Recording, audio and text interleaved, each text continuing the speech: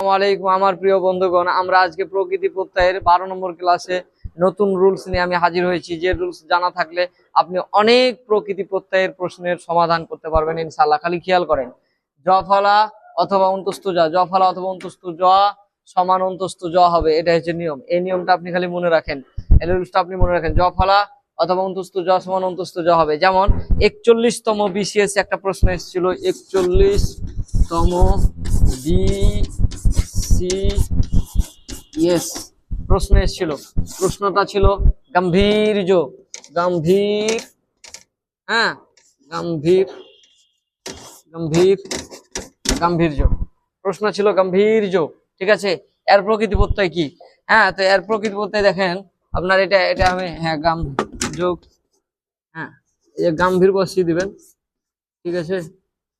গাম্ভীর ইর বসিয়ে দিবেন, গাম্ভীর যোগ অন্তস্থ জ, গাম্ভীর যোগ অন্তস্থ জ। এখন কিভাবে দেখেন, এই যে দেখেন অন্তস্থ জ আছে, কিন্তু গাম্ভীর জ, এই যে অন্তস্থ জ আছে, গাম্ভীর জ অন্তস্থ জ। আর আমি বলেছি অন্তস্থ জ সমান অন্তস্থ জ হবে, অন্তস্থ জ সমান অন্তস্থ হবে। আমরা গাম্ভীর পর্যন্ত, এই র পর্যন্ত আমরা বসিয়ে দিয়েছি, যোগ অন্তস্থ জ বসিয়ে দিয়েছি। এটা যে 41তম বিসিএস ছিল।